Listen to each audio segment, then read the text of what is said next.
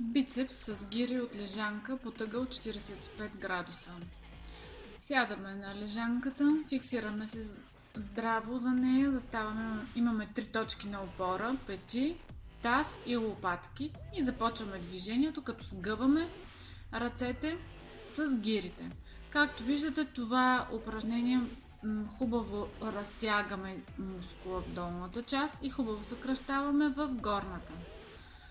Хубавото на това упражнение е, че максимално изолира мускулите на бицепса и не ни позволява тук да си помагаме и да четинговаме с гърба, както ако го правим в стоеж.